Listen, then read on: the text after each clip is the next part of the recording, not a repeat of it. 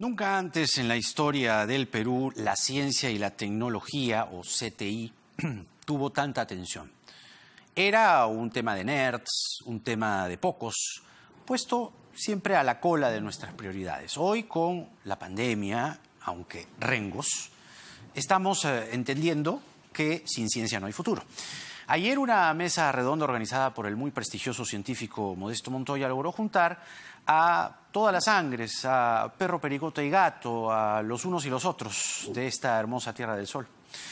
En una transmisión vía YouTube estuvieron en una misma videoconferencia Marco Arana, Alberto Bengolea, Fernando Sillonis, Hernando de Soto, Julio Guzmán, Johnny Lescano, Verónica Mendoza, Nidia Vilches, en fin, Roque Benavides, entre otros. Fue una mesa literalmente multipartidaria. Y allí los candidatos fueron puestos a prueba respecto a esta herramienta fundamental, que, como repito, la hemos comenzado masivamente a entender, ¿no?, a veces ininteligiblemente, con la pandemia. Veamos un fragmento. Y creo que el primer criterio que tenemos que usar para pensar en la ciencia y tecnología es que lo primero que tenemos que lograr es nuestra independencia y soberanía en ciencia y tecnología. Ciencia y tecnología tiene que basarse en un ecosistema y no en un ministerio. En el Partido Morado tenemos clarísimo, el objetivo de largo plazo es que tengamos un ministerio. Fortalecer y trabajar porque se crea un Fondo Nacional para la Investigación, el Desarrollo Tecnológico y la Innovación en el Perú. Y el enfoque debe ser además un enfoque, como el Perú lo es, un enfoque pluricultural. Se estiman 124.000 colegios y solo tenemos 3.000 clubes científicos en los colegios. Hay que ayudar a que los jóvenes puedan, efectivamente, como lo han demostrado. Y Acción Popular incluye la ciencia y la tecnología en la misión y visión de su plan de gobierno. Algunos dicen no hay ministerio, porque el ministerio no sirve. Y no saben que Colombia, Costa Rica, Nueva Zelanda, Australia tienen sus ministerios de ciencia y tecnología. En los jóvenes, yo sí creo en el Perú, y por eso sí creo que podemos tener un ministerio de ciencia, tecnología e innovación, porque sí tenemos masa crítica, porque sí tenemos una capacidad desarrollada, tenemos equipos de investigación, universidades públicas, iniciativas privadas, empresas, tenemos a Concitec, tenemos varios institutos de investigación pública.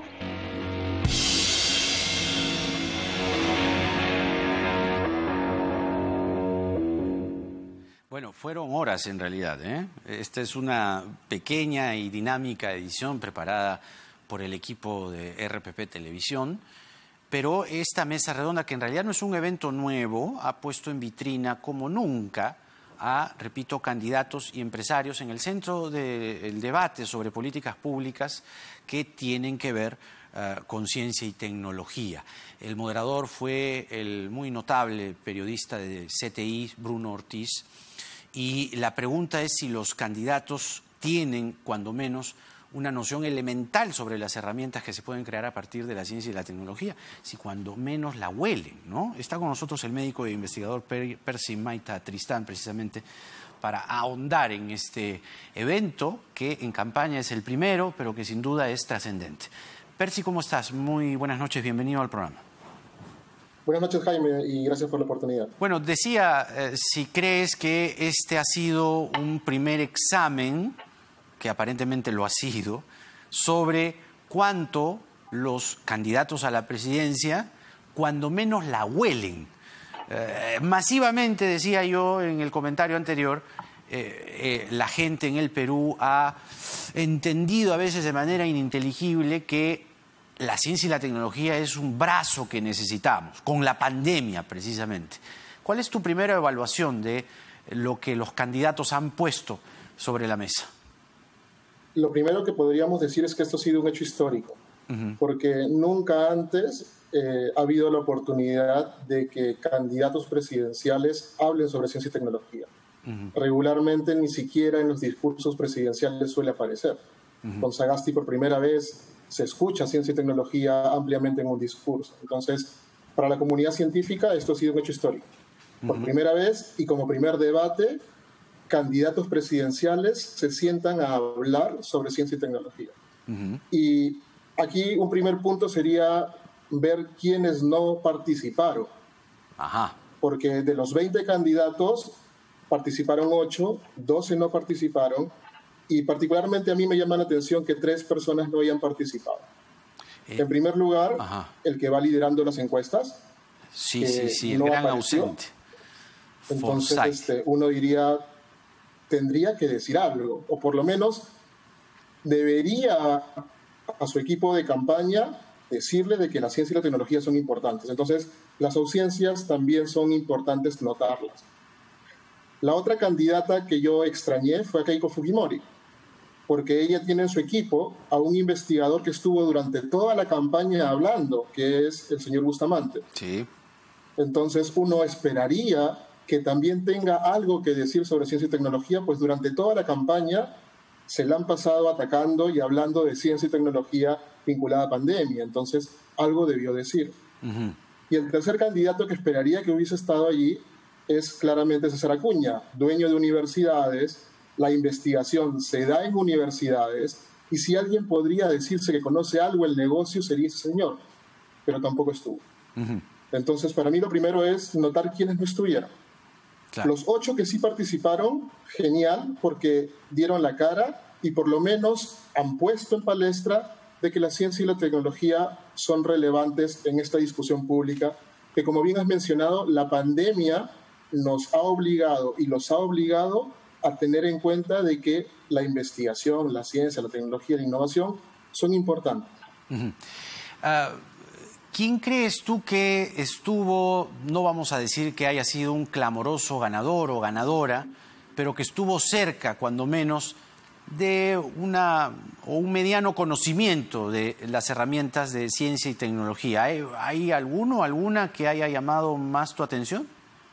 Yo diría que hubieron 3 grupos de candidatos. A ver.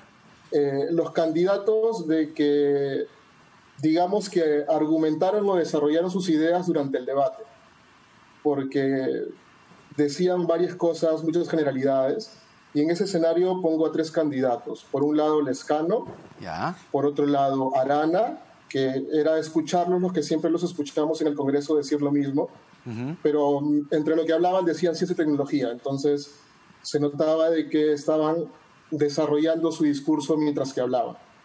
Y el otro candidato fue De Soto, que llegó tarde y que en la primera parte de su discurso lo que dijo fue que estaba de acuerdo con Sillonis y repitió las ideas de Sillonis, y luego habló de informalidad y realmente, como comentábamos algunos científicos, por poco hablaba de titular a los investigadores y a los informales. O sea, no sentimos de que conozca el tema.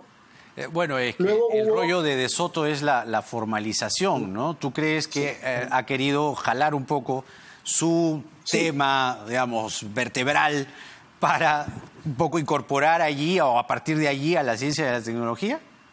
Tal cual, o sea, tanto De Soto como Lezcano como Arana trataron de jalar el tema de ciencia y tecnología hacia lo que ellos conocen y en cada momento hablar de un término de ciencia y tecnología, pero sin realmente plantear algo claramente. Pero es mucho mejor que hayan ido y que podamos saber qué saben de ello, ¿no? Luego tengo 2 candidatos que por lo menos hicieron la tarea antes, o sea, que claramente pensaron en el tema antes de llegar y plantearon algunas propuestas, que fue tanto Sillonis como Bengolea. Ambos sí plantearon algunos detalles. Bengolea se planteó mucho más en el tema de la independencia económica, que necesitamos un fondo autónomo para investigación, cosa que casi todo el sistema está de acuerdo. Y Sillonis también entró desde el lado de financiamiento, independencia, pero y planteó la idea de que el CONCITEC o el ente rector esté vinculado o sea parecido a un banco central de reserva. Entonces, por lo menos ellos fueron con algunas ideas y las plantearon. Claro. Y luego los otros 3 candidatos se notaron por el discurso que dieron y la estructura que contaron, de que por lo menos el equipo de plan de trabajo había desarrollado algo, Ajá. que en este caso fue Nidia Vilches, Guzmán y Verónica Mendoza. Los tres tuvieron algo un poco más armado. Ajá. Ahora, tú eres médico, pero también eres investigador, participas muy activamente en las redes sociales, con opiniones, aportando este valioso elemento de la ciencia y la tecnología en principalmente el uso como herramienta de contención y de vanguardia frente a la pandemia del coronavirus. Tú podrías, y estoy seguro que lo harás, de decirnos en pocas palabras qué es lo que esperas en la campaña y como política, puede ser pública o puede ser política en general, del uso de la ciencia y la tecnología para justamente sacarnos de una situación en la que, mira, acabamos de estar con el ministro Zamora y llegamos a la conclusión que estamos repitiendo la misma película de abril, mayo, junio. Es decir, hacer estrategias un poco a ciegas, un poco tanteando, ¿no? 2 semanas de cuarentena o una cuarentena para todos los que vengan en vuelos extranjeros. Es decir, parece lo mismo de la otra vez. No tienes tú la dichosa estrategia tan repetida, por lo menos en este programa, de rastreo, seguimiento, distanciamiento o aislamiento, que era lo primero que se decía al comenzar la cuarentena. Dame 3 puntos fundamentales que tú esperarías para combatir como Estado, como país medianamente moderno o en miras a hacerlo, con la ciencia y la tecnología. A ver, lo primero y como contexto es que así como tenemos un sistema precario de salud y la pandemia nos agarró con los pantalones abajo, mucho más precario es el sistema de ciencia y tecnología. Tenemos pocos investigadores, muy bajo financiamiento, baja producción, pero tenemos gran talento y de hecho lo hemos visto durante la pandemia. Entonces, ¿qué esperamos? Por un lado, esperamos que el ente rector o la gobernanza de ciencia y tecnología esté más clara, sea empoderada y tenga más financiamiento. Ya. Esto es importante porque sin financiamiento, de hecho, para este nuevo año han de reducir el presupuesto en investigación. Pero le quitaron el presupuesto a Concitec. A eso mismo. O sea, entonces... y aquí hay un mensaje importante. No hay ningún país desarrollado en el mundo que haya esperado ser desarrollado para recién invertir en ciencia y tecnología. Primero tienes que invertir en ciencia y tecnología para generar productividad, salud, bienestar a la población. Entonces, tiene que haber un cambio. Si no invertimos en ciencia y tecnología, vamos a repetir los mismos errores todo el tiempo como lo estamos haciendo ahora. El otro punto importante es que necesitamos recurso humano. Sin investigadores no lo hacemos. Y necesitamos identificar cómo vamos a repatriar investigadores, cómo vamos a formar investigadores y cómo vamos a retenerlos. ¿Por qué? Porque los investigadores en el país ganan muy poco, muy poco. Entonces, ¿cómo convenzo a un investigador con doctorado que vive en otro país que venga a Perú? O aquel que formamos que se quede en Perú, cuando no tenemos plazas suficientemente bien remuneradas para que se dediquen a pensar e investigar. Uno de ellos es Prochaska, por ejemplo, ¿no? Deberíamos repatriar a Prochaska, que está en el Reino Unido. Él está todavía en formación, pero tenemos muchos investigadores de todas partes que necesitan poder y tienen la capacidad de poder trabajar en el Perú, y de hecho los tenemos acá. Pero el otro problema que tienen es que no tienen financiamiento para investigar. Claro. Ahora, ¿tú crees que la creación de un Ministerio de Ciencia y Tecnología, dicen que esto va a significar un incremento de burocracia, pero todo indica que sí, ¿es la solución? Es que solo el ministerio... Porque varios lo han dicho.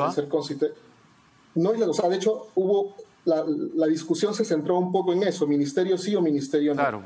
Y de hecho son 4 cosas que se han planteado. 1, Concitec fortalecerlo. 2, el gobierno de Sagasti está planteando ya desde la Comisión de Ciencia y Tecnología que él dirigía, crear la Secretaría Nacional de Ciencia y Tecnología. La otra opción, que la plantearon un par de candidatos, es que el Concitec tenga una independencia tipo BCR. Claro. Y la otra es el ministerio. Ahora, Lo que me sorprende es que ningún candidato, por lo menos en lo que he visto, que me he tomado el trabajo de ver casi todo el video, no sé si me perdí alguna parte, pero ningún candidato ha ahondado, por lo menos, en la implementación de la tecnología 5G, por ejemplo. Ese debe ser uno de los temas cruciales en esta campaña. Es que si hablamos de ciencia y tecnología, tenemos ciencia y tecnología en todos los campos del conocimiento. Entonces, es un punto bien puntual. Podría ser. Pero yo iría hacia el tercer punto que me decías, y es que el otro punto importante es que ¿de qué nos sirve el conocimiento si no se usa? Y, por ejemplo, lo hemos visto en pandemia.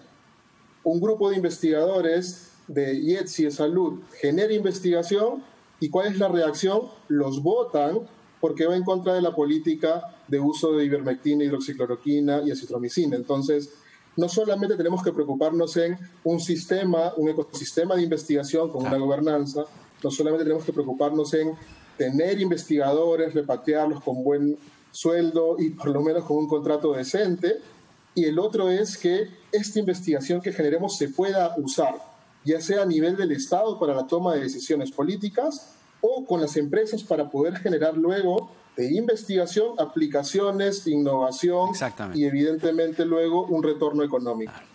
Percy Maita Tristán, médico e investigador con nosotros. Muchas gracias, Percy, por esta entrevista, por comentar se le ha llamado primer debate, pero en realidad es un evento que data de 1993, organizado siempre por el gran Modesto Montoya, pero que evidentemente en campaña tiene otro color. Hasta una nueva oportunidad, Percy, que tengas muy buenas noches. Buenas noches.